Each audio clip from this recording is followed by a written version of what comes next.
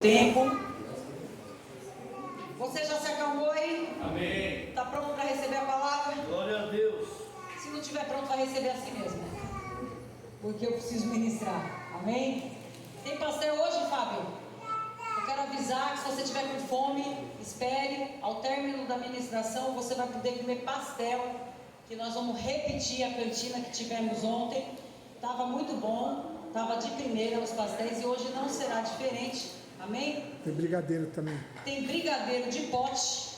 Então você está aí, ó, com a sua janta e sobremesa garantida, tá bom? Se você não quiser comer aqui, ou se você tiver muita pressa para ir embora, você já chama aí um diácono, fala o que você quer, e aí ele já pede para preparar. Quando acabar o culto, meu filho, tá pronto, você pega a sua sacolinha e vai embora comer na sua casa em nome de Jesus.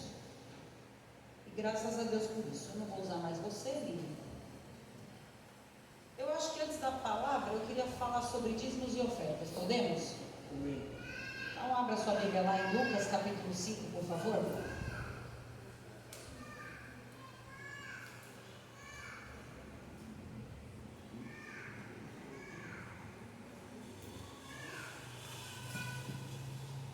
Eu estava meditando na palavra nesses dias, né? Eu estou de férias. Então, eu estou com tempo para poder ler a Bíblia, eu estou com tempo para orar, estou com tempo para fazer algumas coisas que normalmente eu não tenho muito tempo. E o Senhor me levou a esse texto de Lucas capítulo 5, e eu queria compartilhar com você alguma coisa sobre dízimos e ofertas, já bem dizendo o nome do Senhor, porque a nossa igreja foi despertada. Aleluia. E nós estamos vivendo um tempo glorioso, onde as nossas contas estão pagas. Amém, amém. Amém? Eu quero agradecer a Deus por isso. Quero agradecer a Deus por todas as pessoas que corresponderam àquilo que a gente apresentou para vocês, que entenderam a responsabilidade que temos como membros de uma igreja. Muito obrigada. O Senhor certamente vai recompensá-los. Eu sei que vai abrir porta de emprego, vai abrir porta das melhores faculdades, e vocês vão avançar abundantemente no Senhor. Lucas capítulo 5 diz assim: certo dia Jesus estava perto do lago de Genezaré, e uma multidão o comprimia de todos os lados para ouvir a palavra de Deus. Viu à beira do lago 2 barcos, deixados ali pelos pescadores, que estavam levando as suas redes. Lavando as suas redes, né? Perdão. Entrou em um dos barcos, o que pertencia a Simão, chamado Pedro, e pediu-lhe que o afastasse um pouco da praia. Então sentou-se e do barco ele ensinava ao povo. Tendo acabado de falar, disse a Simão: vá para onde as águas são mais fundas, e a todos lancem a rede para a pesca. Simão respondeu: mestre, esforçamo-nos a noite inteira e não pegamos nada, mas porque és tu quem está dizendo isto, vou lançar as redes. Quando o fizeram, pegaram tal quantidade de peixe que as redes começaram a rasgar-se. O Senhor me chamou a atenção nesse texto para um detalhe que eu não tinha prestado atenção em todos esses anos de caminhada cristã. Porque quando a gente olha para esse texto, quando as pessoas pregam sobre esse texto, elas focam na pesca maravilhosa. Elas focam na situação de Pedro já ter ido para o alto mar com os demais, ter tentado pescar e não ter tido êxito, não ter conseguido nada. E aí eles desistem da pescaria, porque também o horário já não era mais para pescaria. E aí eles largam o barco lá e vão lavar as redes, porque esse é o comum de um pescador. Depois que ele pesca, ele lava a rede para a próxima pescaria. E Jesus chega naquela situação, e Jesus sabe exatamente o que aconteceu. Ninguém disse para Jesus que não teve pesca. Você vê alguém aqui dizendo para Jesus que a pesca não aconteceu? Não, só dizem isso quando Jesus manda voltar lá. Então quer dizer que Jesus chega na situação já sabendo de qual era a real necessidade.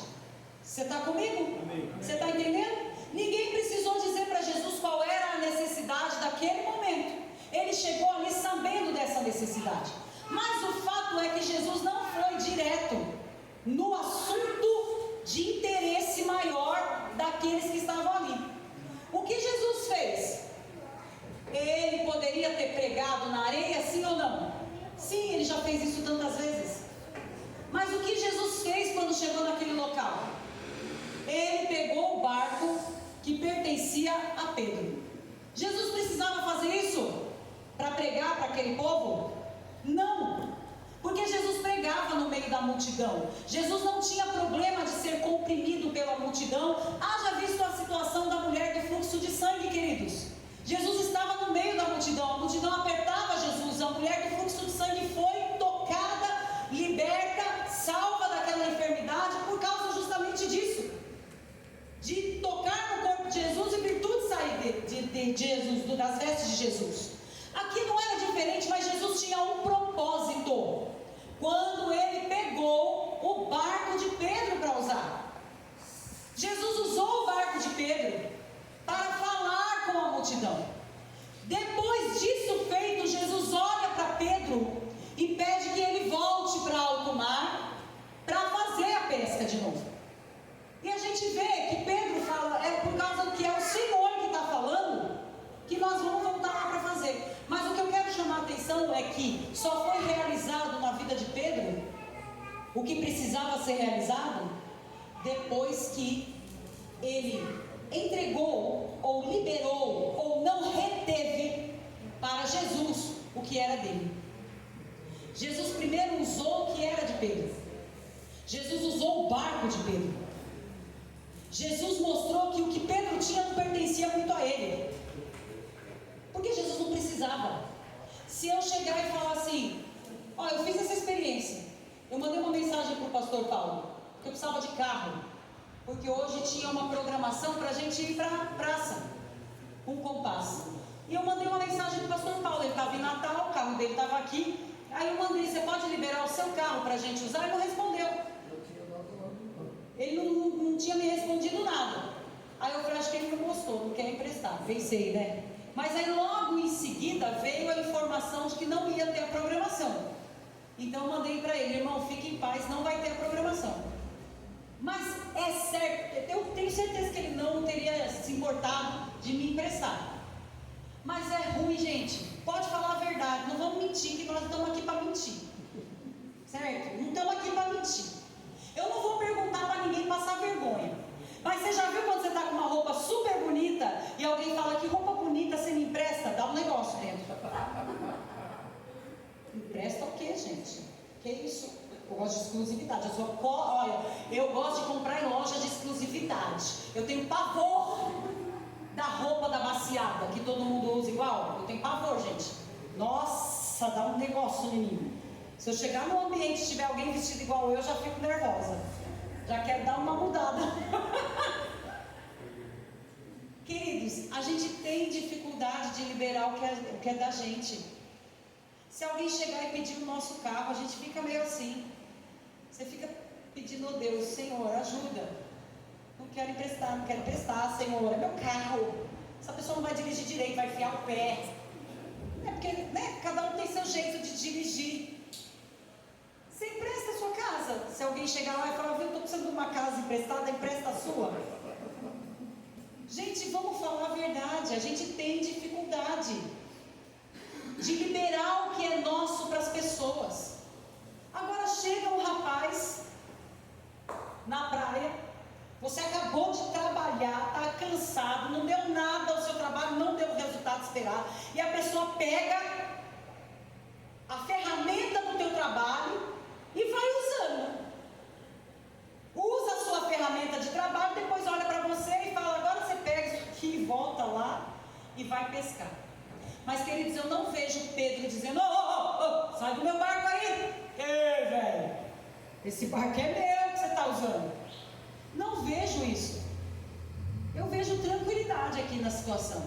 Jesus usa o barco de Pedro, mas depois a recompensa que vem pela liberalidade de Pedro é muito maior do que aquilo que ele fez. O que ele fez se tornou pequeno diante do que Jesus fez. Deixa eu te dizer, se você não entendeu ainda. Quando chega nessa hora de dizimar e ofertar, queridos, nós só estamos apresentando gratidão a Deus por aquilo que Ele já fez por nós. E é muito possível que Deus pleiteie em algum momento da sua vida a disponibilidade daquilo que Ele fez chegar na sua mão. E quando isso acontecer, Seja liberal. E entenda que se você faz para Deus, Deus fará muito mais para você. E nós não fazemos para Deus assim, diretamente para Deus, porque Ele vai apresentar pessoas que precisam. E quando Ele apresenta pessoas que precisam e nós socorremos essas pessoas, nós estamos mostrando liberalidade do nosso coração e Deus vem com o socorro sobre a nossa situação específica. Pedro não tinha nada a ver com aquelas pessoas que estavam ali precisando de uma palavra. Ele tinha a ver com a pescaria, com o trabalho que ele estava desenvolvendo. Quem tinha a ver com aquelas pessoas, com a necessidade daquelas pessoas, era Jesus. Mas Pedro liberou algo que era dele para que Jesus pudesse alcançar a vida, a necessidade, a história daqueles tantos outros. E na medida em que ele não reteve, na medida em que ele não se importou com isso, Deus alcançou por meio de Jesus, com uma pesca milagrosa, a vida de Pedro, e não só de Pedro, dos demais pescadores. E a pesca foi tão poderosa que chegou a rasgar a rede. Eu pergunto, o que é que Deus tem falado com você para você liberar para a vida de alguém que você não está liberando?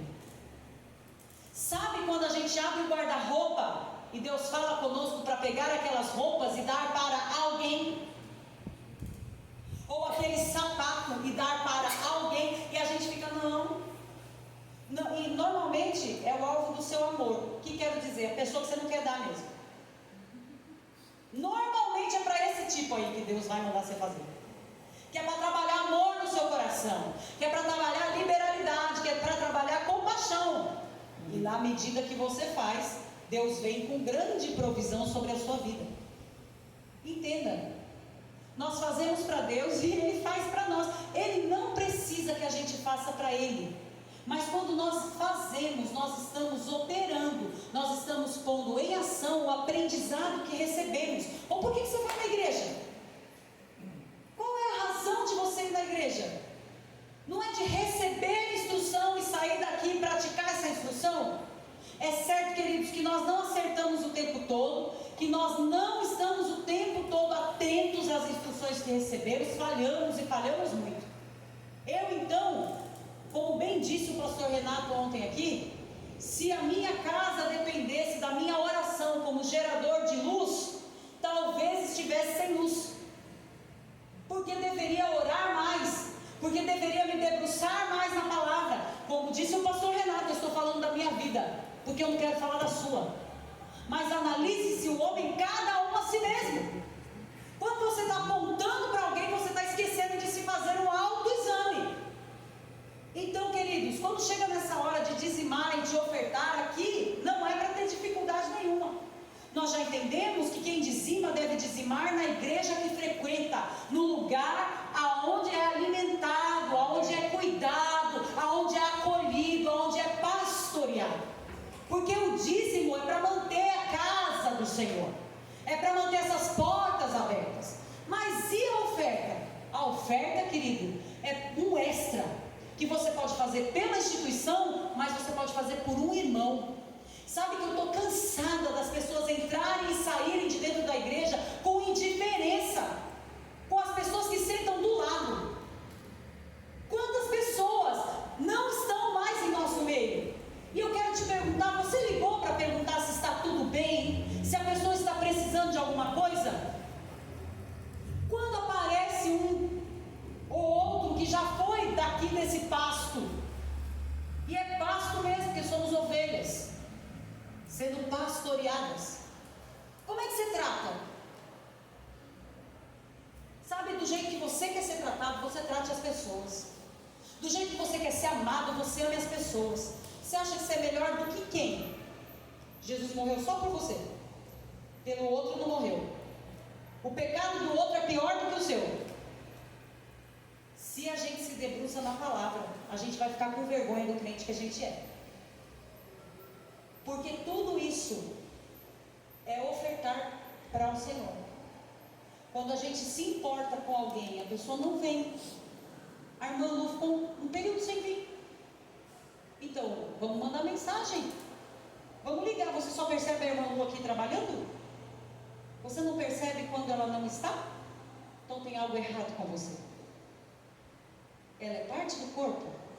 Eu nem vou perguntar para ela quantas pessoas ligaram perguntando se ela estava bem.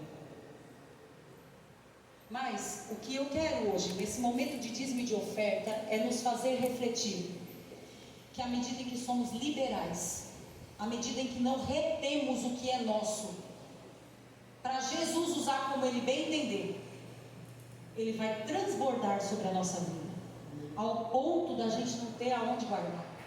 Sabe, queridos, na qualidade de pastora, que nem fui eu que pedi para ser, que nem queria ser, mas a Bíblia diz: não foste vós que me escolhestes, mas eu vos escolhi. Então, dorme com essa, se você não gosta, porque é o que a Bíblia diz e é o que eu recebo.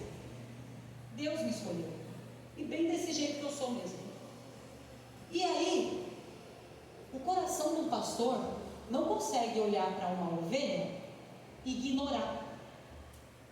Não consegue olhar para uma ovelha, mesmo que tenha sido quase um bode, no meio de nós, e simplesmente ignorar.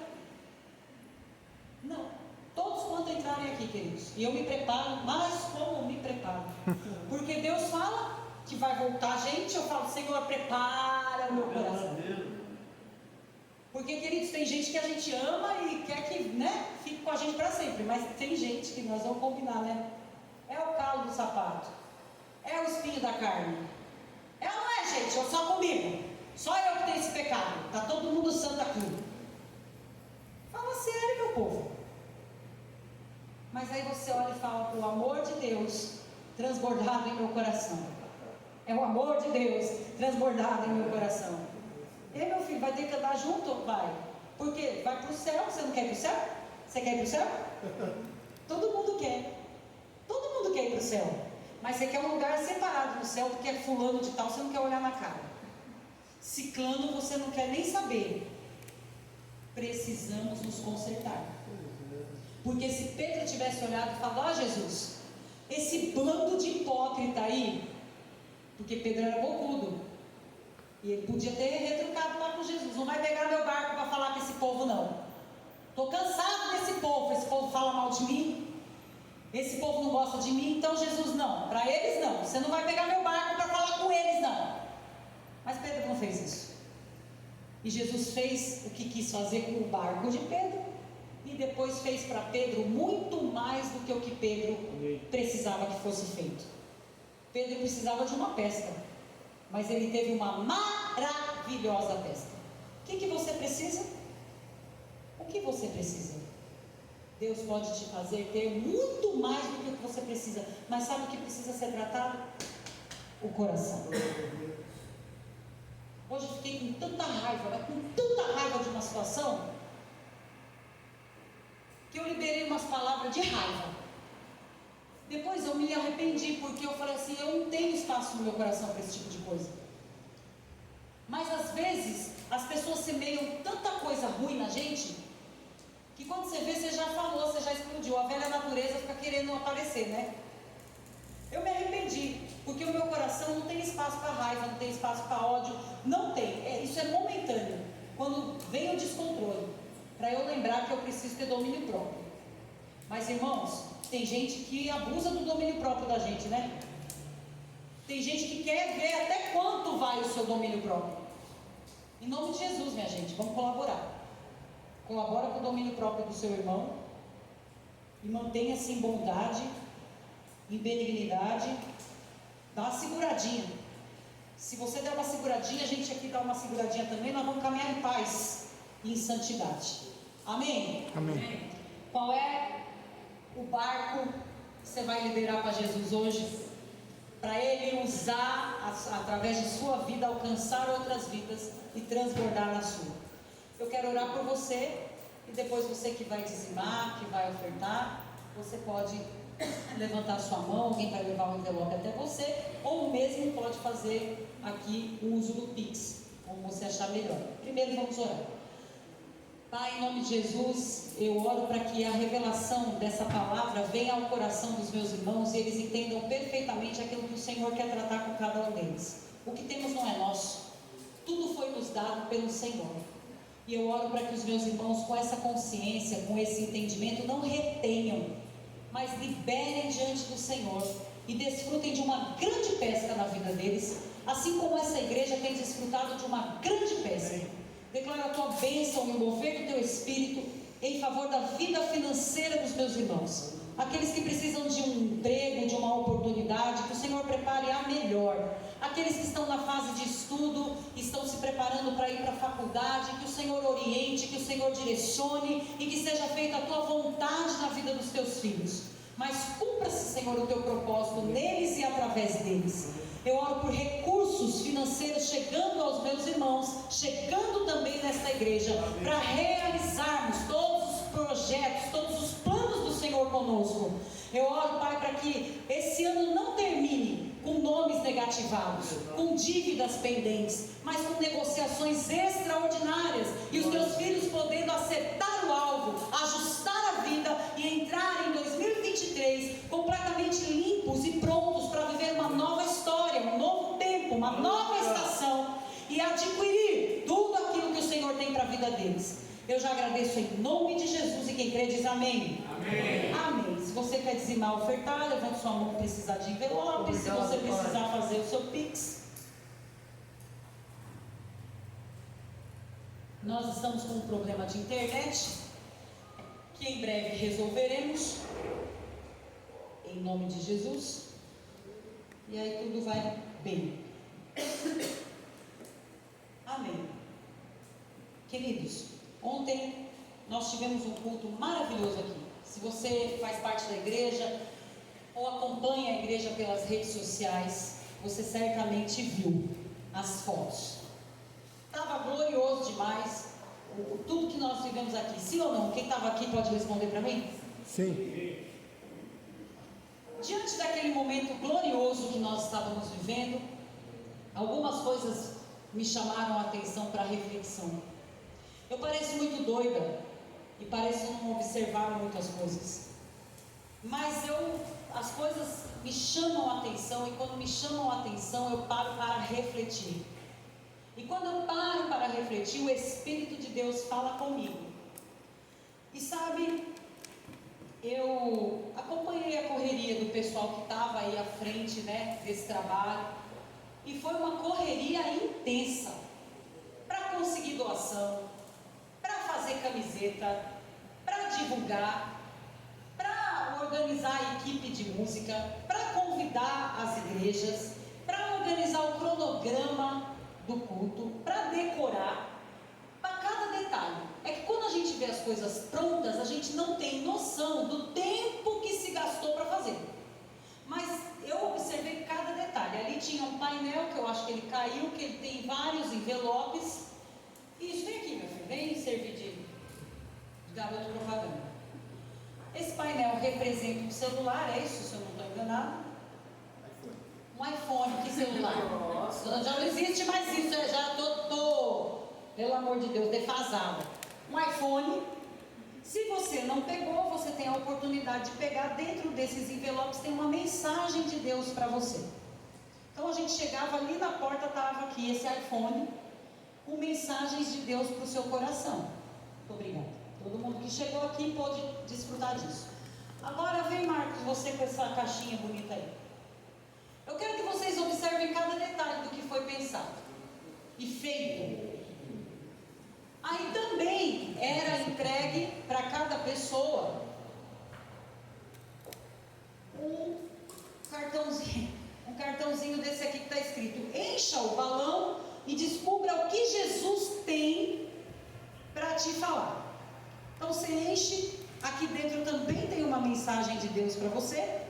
Se você não pegou, você também pode pegar uma mensagem dessa antes de ir embora. Muito obrigada. Olha, está até numa caixinha de coração. Você já quer dar a mensagem de Deus. Está até numa caixinha de coração. Aí foi feito aqui um painel para tirar foto. Ali tem um outro um outro espaço para tirar foto. Aí tem outro painelzinho aqui, que você põe na sua frente para tirar foto. Isso pronto, parece, né, simples. Se você olhar na lateral da igreja, você vai ver que agora nós temos QR Code para poder fazer o Pix. Você pega lá o seu celular e vai no QR Code da igreja, que já consegue fazer o Pix sem digitar o CNPJ. Gente, eu não penso em nada disso. Eu não tenho parte nisso. São as cabeças pensantes desta igreja, o pessoal de mídia, o pessoal de divulgação, que pensou, que fez, mas teve toda uma equipe trabalhando em função especificamente do evento que aconteceu ontem. E que foi simplesmente sensacional. Quem esteve aqui pôde mergulhar no rio de Deus e desfrutar de tudo que Deus fez, sim ou não? Sim. Então eu queria dar uma salva de palmas para essa equipe maravilhosa que trabalhou.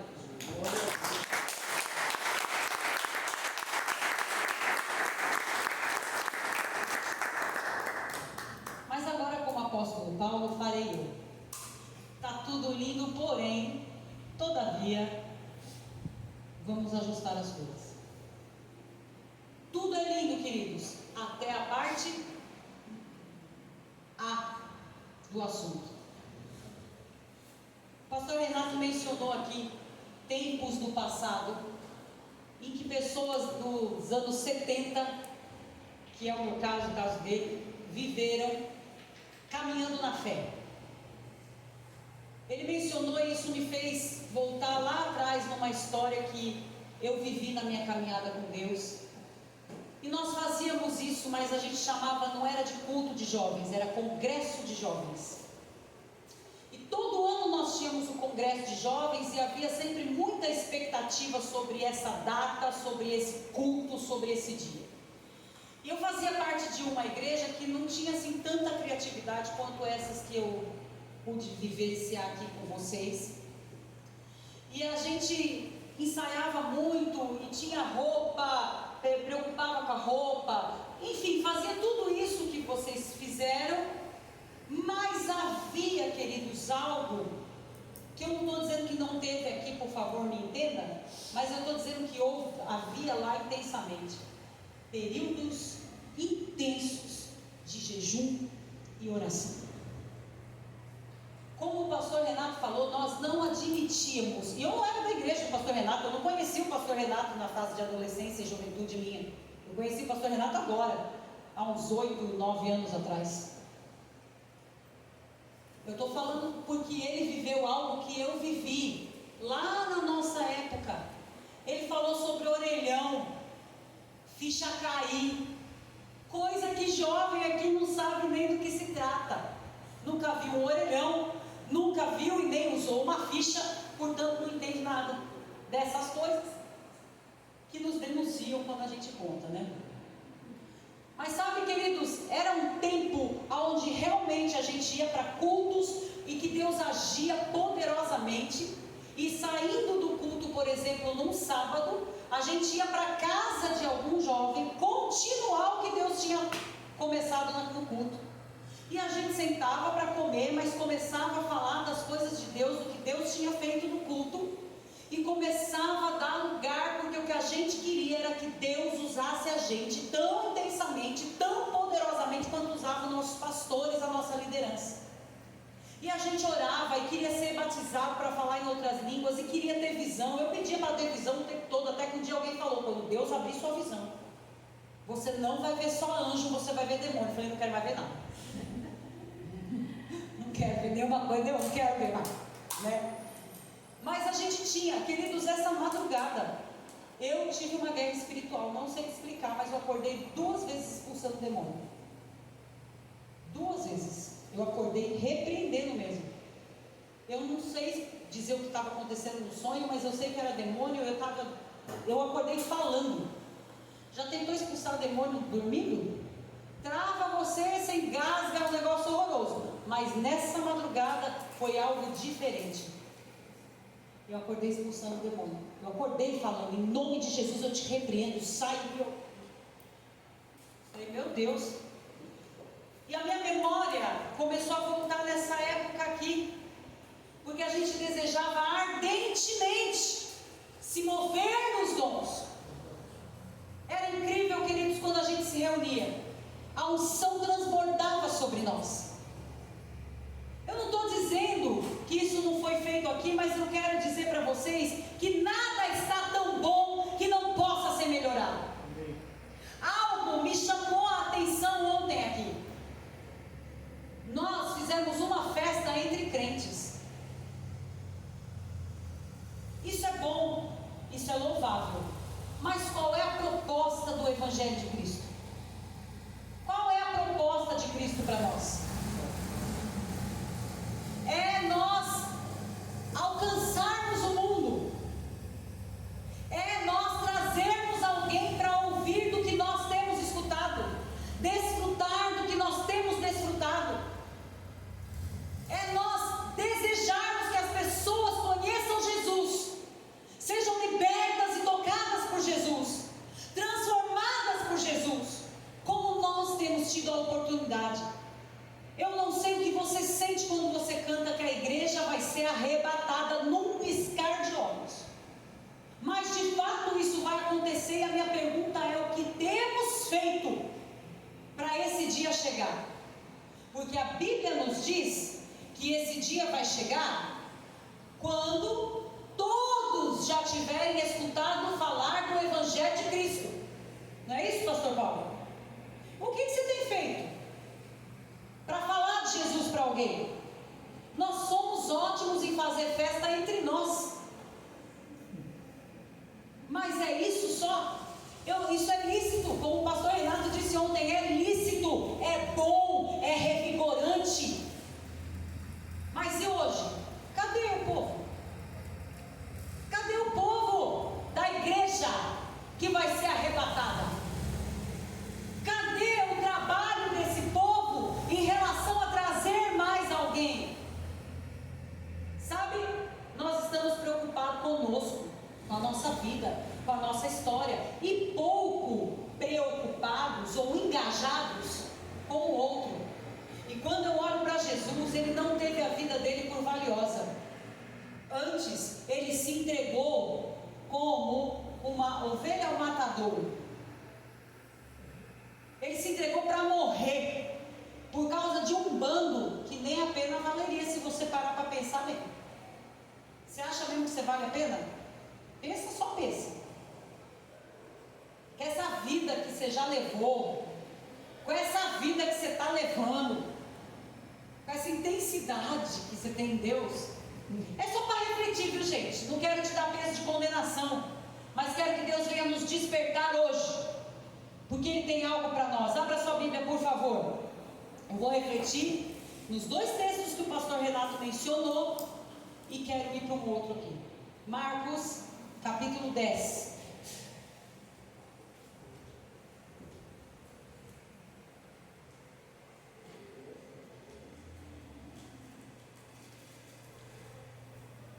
Marcos, capítulo 10. Versículos 17 em diante, eu vou ler na versão NVI. Desculpa se você esperava assim um melzinho na chupeta, mas hoje não é bem isso que eu tenho para oferecer para nós, porque Deus trata assim comigo, porque a gente é muito empolgado, a gente se empolga muito, e quando a gente se empolga, a gente perde o alvo, perde o equilíbrio. Haja visto o que aconteceu com o nosso Brasil. Era para estar ganhando até agora, minha gente. Era para estar lá, entendeu? Na Copa fazendo o negócio acontecer. Mas se empolgou demais, né? O Brasil se empolgou demais, se empolgou que já estava tudo ganho, se empolgou com a história dos jogadores nossos, se empolgou. Fez o gol que era para ficar naquele gol, mas empolgou com o gol e tomou. Empolgou tanto que me perde lá. Ai, meu Deus, surpreendente. E isso acontece com a vida da gente. A gente fica tão animado com algumas coisas, se empolga tanto que a gente perde o foco, a gente perde o alvo e a gente se estabaca todo. Entendeu? A gente se perde todinho no final das contas. Então, eu sempre disse isso e volto a repetir: não há nada que esteja tão bom que não possa ser melhorado. Relacionamentos, queridos, podem durar uma vida inteira se tiver esse entendimento. Todos os dias você surpreendeu o seu amigo, você surpreendeu o seu parente, você surpreendeu o seu cônjuge, o seu namorado. Se todos os dias você tiver esse pensamento de surpreender, você vai ter essa pessoa por uma vida inteira. Porque só na rotina, nem o trabalho a gente gosta. Vai fazer um trabalho que só na rotina. Em um ano você já está cansado, até menos do que isso, porque tem gente que não aguenta. Agora, lógico, tem gente que só gosta da rotina e há de se observar que alguma coisa precisa ser melhorada. Porque quando eu olho para Jesus, eu não vejo uma rotina. Eu vejo uma vida assim totalmente entregue às necessidades que vão se apresentando. Marcos capítulo 10, versículo 17 em diante vai dizer assim: quando Jesus ia saindo, um homem correu em sua direção e se pôs de joelhos diante dele e lhe perguntou: bom mestre, que farei para herdar a vida eterna? Que farei para ser salvo? Ele estava dizendo. Respondeu-lhe Jesus: por que você me chama bom? Ninguém é bom, a não ser um, que é Deus. Você conhece os mandamentos: não matarás, não adulterarás, não furtarás, não darás falso testemunho, não enganarás ninguém, honrar o teu pai e a tua mãe. E ele declarou: mestre, a tudo isso tenho obedecido, desde a minha adolescência. E Jesus olhou para ele e o amou. E aí Jesus disse: falta-lhe uma coisa. E disse para ele: vai, vende tudo o que você possui, dê o dinheiro aos pobres, e você terá um tesouro no céu, e depois venha e siga-me. Nós já sabemos o término dessa história. Ele não aceitou isso de bom grado e voltou embora e não seguiu Jesus. Mas veja, de tudo que se parecia bom a ser feito, estava religiosamente sendo feito pelo rapaz. Era um bom crente, sim ou não? Então vamos trazer para o nosso contexto. Ele ia no culto dos jovens, ele ia no culto de estudos, ele ia no culto do domingo da família, da celebração, ele ajudava na igreja, ele participava, ele cantava, ele tocava, ele limpava o chão, ele fazia tudo, ele não falava mal de ninguém, ele não roubava ninguém, ele não fofocava de ninguém, ele não prejudicava ninguém, estava indo bem. Mas de todas as coisas, uma coisa faltava para ele. E o que era? Não era bem vender tudo, gente. A questão, a proposta não era isso. Não era só o desapego das coisas, mas era o apego a Jesus. Porque aqui eu vejo algo parecido com aquela situação de Abrão com Isaac. Quando Deus fala assim: pega o seu filho e vai lá me oferecer ele como sacrifício. E Abrão não tem dúvida nenhuma. Ele pega o menino e vai. No meio do caminho o menino começa a perguntar: mas cadê? Cadê o cordeiro que nós vamos sacrificar? E Abraão, né, o Senhor proverá. O Senhor proverá. Mas quando chega lá no monte, o menino é sacrificado? Não. Porque não era isso que Deus estava querendo. Não eram os bens desse moço ou o dinheiro que os bens iam reverter que Jesus estava querendo. A proposta de Jesus aqui era: se apegue comigo, mais do que com as outras coisas. Tudo que você está fazendo é muito bom, mas você precisa ter apego comigo. Você precisa caminhar comigo, se relacionar comigo, mais do que todas essas coisas. Sabe, muitas vezes nós somos frequentantes de uma igreja, uma vida toda. Estamos apegados a pessoas, fazemos tudo para agradar os nossos líderes, mas não temos relacionamento de fato com Deus. Não nos relacionamos com Jesus, com o Espírito Santo. Não nos debruçamos em conhecer a palavra, em viver a palavra. Nós somos superficiais e no primeiro vento que bate, a gente é levado por qualquer onda que vem. Porque a gente não está enraizado em Cristo. Então o nosso coração se enche de mazela, a nossa boca se enche de reclamação, as coisas começam a não ir tão bem, por quê? Está na superficialidade. E o que Jesus estava querendo falar para esse menino é: você está indo bem, mas ainda falta uma. Estão comigo? Amém. Então, por favor, olhe para quem está do seu lado e diga: você está indo bem. Mas falta uma coisa. Muito bem, vamos ao texto de Lucas capítulo 10, por favor. Lucas capítulo 10.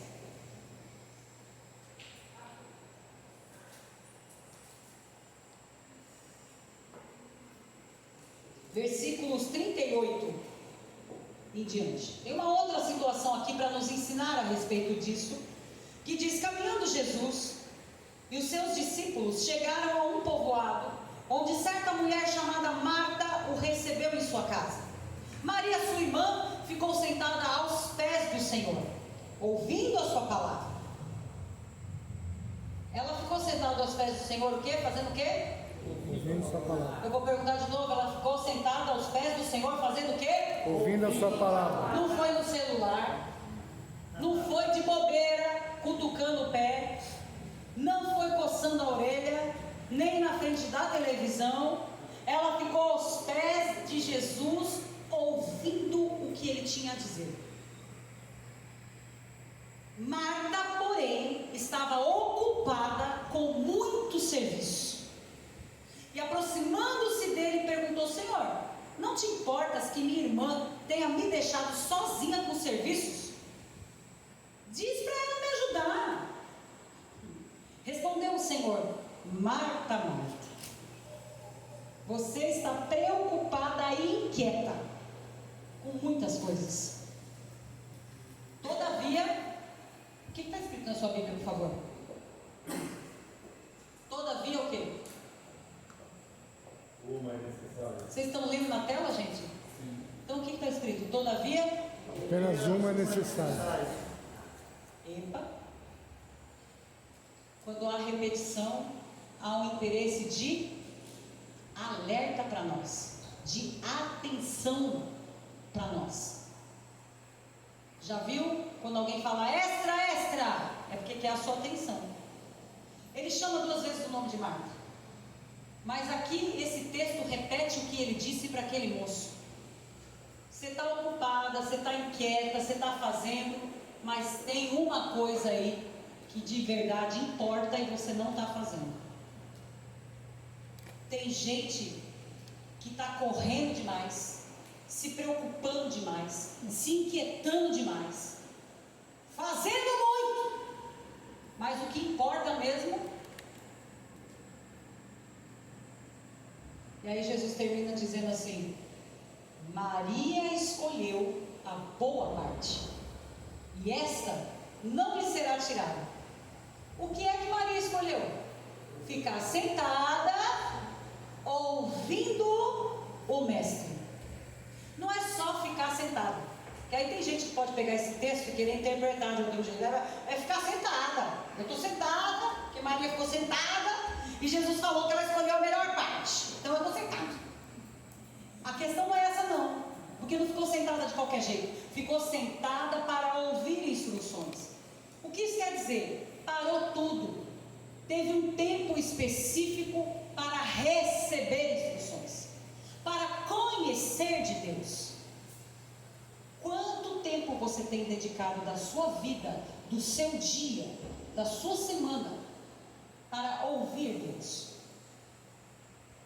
Você fala no celular quase que o dia inteiro, você responde e recebe mensagem quase que o dia inteiro. Outro dia eu ouvi uma pessoa dizendo que já sabe tudo da vida de outra. Eu nem sei o termo certo disso, que eu não sou moderna o suficiente para saber os termos que estão sendo usados. Mas ela entrou no Facebook de outra pessoa e fez não sei o que é fuçar, é esmiuçar, é fuxicar. Na minha época era isso. É o que agora? Stalkeou. O que é isso?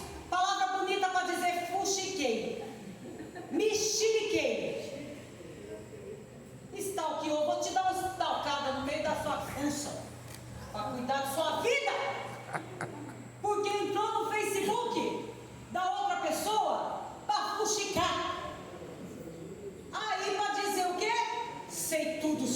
pessoa. Eu quero saber, você sabe tudo sobre você? Você sabe tudo sobre sua vida? Ou será que você está procurando saber a dos outros e expor a dos outros para ofuscar a sua? Jesus está dizendo aqui: para com tudo isso e me dá atenção, me dá tempo.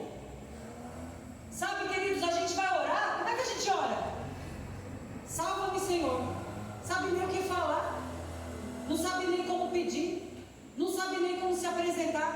E tudo isso por causa do quê? Das facilidades que esse tempo, que essa geração apresenta para nós. É um clique e você já fica sabendo da vida de todo mundo.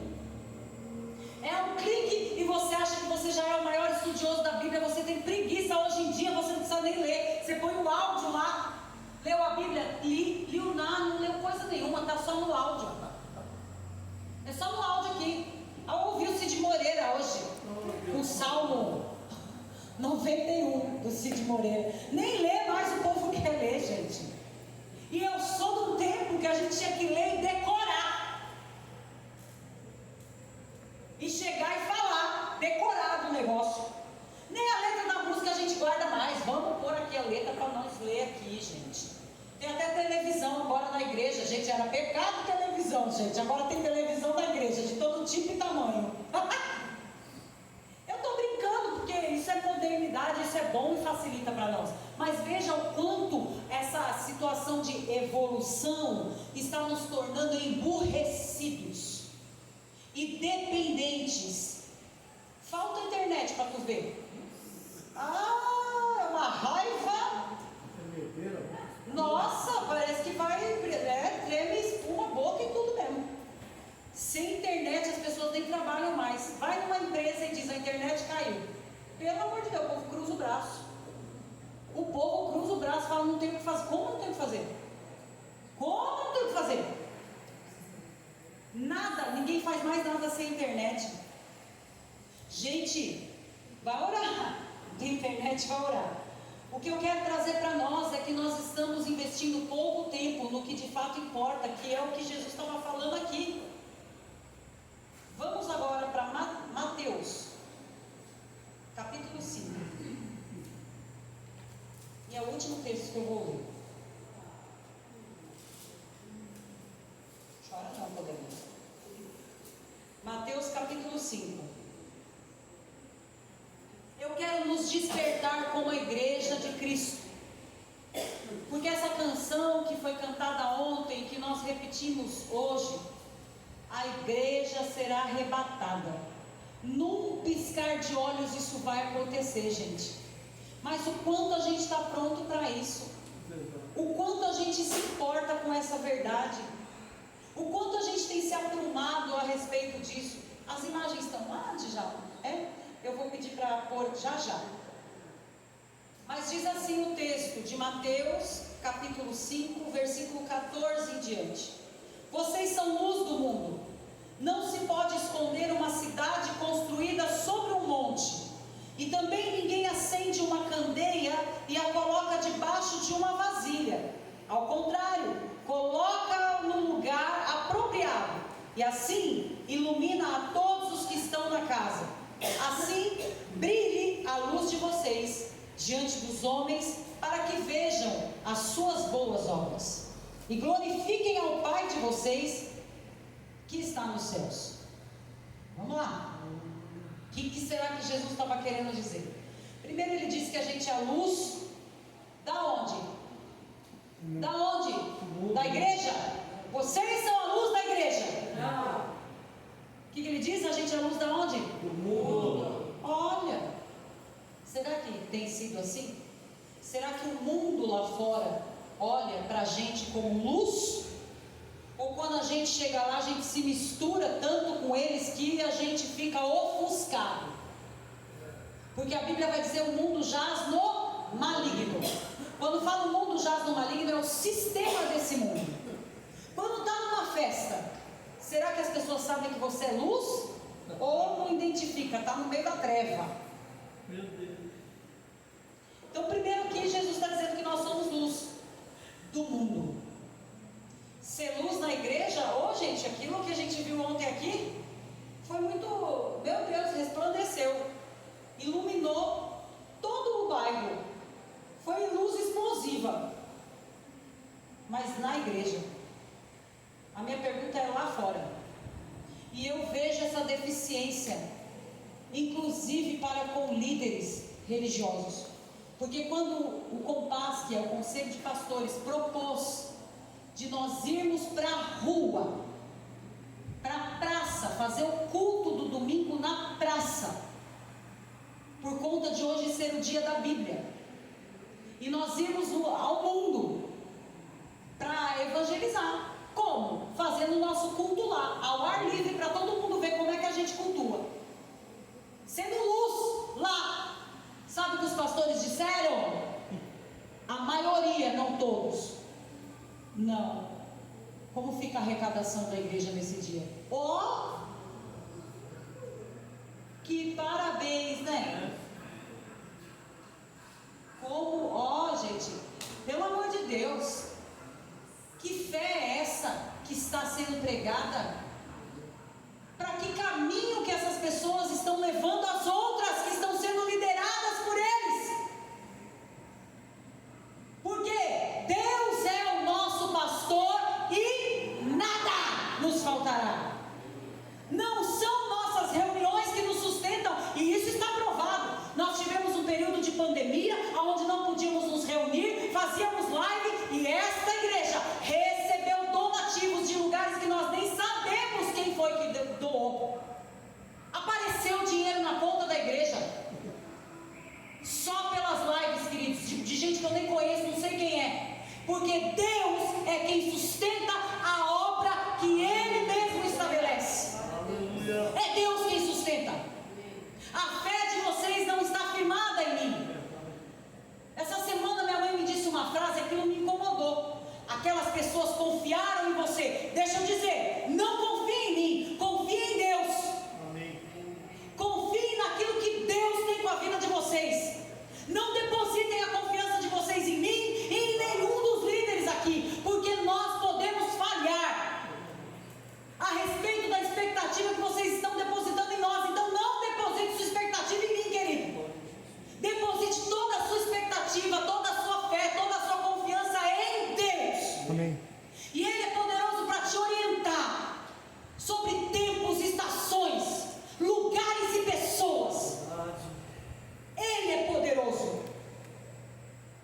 É óbvio que, como apóstolo Paulo, eu quero ser imitadora de Cristo. Eu quero exalar o bom perfume de Cristo. Eu quero fazer por merecer ser chamada de cristã. Eu quero, querido, ser uma liderança para vocês que leva vocês ao céu. Mas eu sou uma pessoa, como vocês são uma pessoa, que está aí vivendo as dificuldades do mundo, do dia a dia. E pode ser que naquilo que você se espelha em mim, você se decepcione, porque você vai descobrir, talvez, que eu sou tão falha quanto você em algumas áreas que você é falho, que eu careço de orar, de jejuar, de me colocar na presença do Senhor para ser sustentada tanto quanto você. Hello! Aqui não tem nenhum santo, nenhuma santa. Aqui tem gente como você, que sangue corre na veia, que raiva sobe e que precisa do Espírito Santo de Deus para controlar. Tanto quanto você. Vai que você chega um dia lá na minha casa e você vê eu dizendo: Samuel! Vamos, menino! Vai falar: como assim? Ela não trata o Samuel só na base do beijo, comigo é na base do beijo, comigo é na base do amor. Queridos, até tento.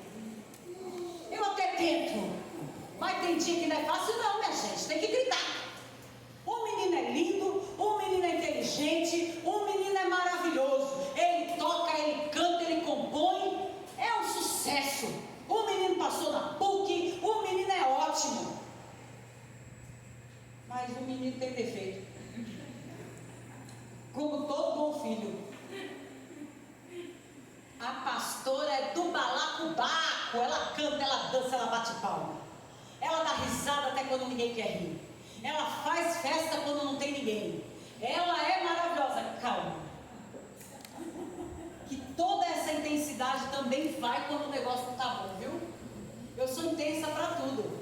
Sou intensa para sorrir, mas eu sou intensa para chorar. Sou intensa para elogiar, mas eu sou intensa para criticar.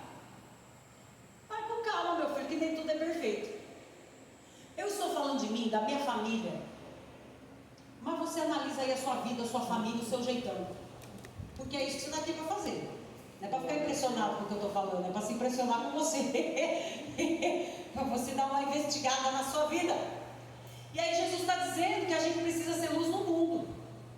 Então aquela explosão luminosa que aconteceu ontem aqui é muito bom, mas ela precisa acontecer fora daqui. Por isso que eu não titubeei quando falaram que a gente tinha que ir para a praça. Eu falei, então vamos, é lá mesmo que eu quero explodir. Mas aí não aconteceu por outras questões, mas me impressiona a resposta negativa dos líderes eclesiásticos que deveriam conhecer esse texto e tantos outros que garantem a fidelidade, a bondade e o suprimento que vem de Deus para a vida deles e para a igreja que eles congregam. Está faltando, não está faltando? E conhecereis a verdade e a verdade vos libertará desses temores tão pequenos. Aí continua que uma cidade construída sobre um monte não tem como esconder. Tem a foto aí? Quero mostrar uma cidade construída sobre um monte para você entender o que Jesus estava falando aqui.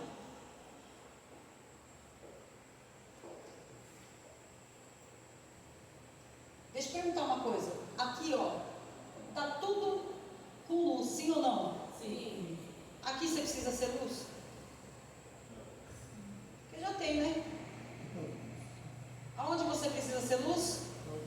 No meio da onde você precisa ser luz? Vou falar para você não ficar com medo. Das trevas. Aonde você precisa ser luz? Nas trevas. Das trevas. Ai, mas você faz a unha com a macumbeira? Se ela assistisse um dia, eu faço. Nossa, mas você faz o cabelo com um gay? Faço. Nossa, mas você conversa com gente do crime, gente do mal? Converso. Nossa, mas você dança lá naquela academia da bruxa? Eu danço. Como virão, se não há quem pregue? Queridos, se nós não formos iluminar esses lugares, iluminar essas pessoas, como é que o negócio vai acontecer? Alguém me explica? Só não pode ir despreparado. Só não pode ir se não estiver realmente com a lamparina acesa. Se você não estiver realmente sendo luz, não vá. Porque é capaz de você ficar envolvido na treva. Mas se você tiver convicção de uma vida fixada, pautada, alinhada em Deus, pode ir que você vai iluminar como Jesus iluminava. Você vai fazer acontecer como Jesus fazia acontecer. Bancadeira, olha a foto aí.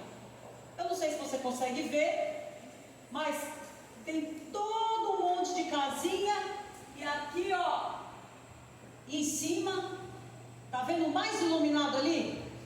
É uma cidade em cima do monte. Dá para não ver?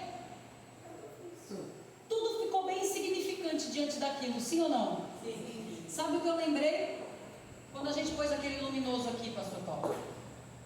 O que a gente fazia? Pegava o carro, saía daqui, ia lá para o outro lado da Coab, e a gente parava o carro lá do outro lado da Coab e olhava para cá e via o nosso luminoso. Chorava. Por quê? Porque dava para todo mundo ver. E a gente chora. Hoje nem placa a gente tem. O sangue de Jesus tem poder. Mas todo mundo via o nome da igreja lá. E a gente ficava contente. O que Deus quer? Ficar contente também. Vendo uma cidade construída em cima do monte. Não tem quem não veja, minha gente. Não tem quem não contemple. Da onde tiver, veja pequenas luzinhas em redor. Mas a luz maior, o foco maior de luz está lá, em cima do monte. É isso que você está vendo aí? Sim. Amém. Amém. Vocês estão comigo, gente? Já foram embora? Amém. Muito bom. Agora, ele continua falando. Ninguém pode acender uma candeia e colocá-la debaixo de uma vasilha. Você sabe o que é uma candeia? Você já viu uma candeia? Mostra a candeia. Às vezes a gente lê a Bíblia e não pesquisa o que a gente está lendo. Aí a gente não entende o que Jesus estava querendo falar. Fica superficial. Tem que ler a Bíblia estudando. Está vendo aí? A candeia é o recipiente. É esse pote aí, cerâmico, certo? Que dentro dele tem óleo para dar combustível, né? O óleo é o combustível. Um pedaço de cortiça que fica flutuando sobre o óleo. E nesse pedaço de cortiça se fixa um pavio. E esse pavio é direcionado para fora do recipiente e para o alto. Você está conseguindo ver o pavio aí?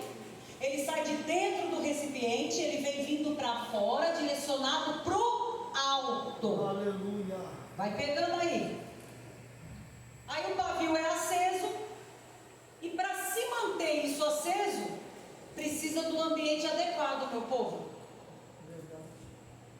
E aí por isso está falando aqui, ó.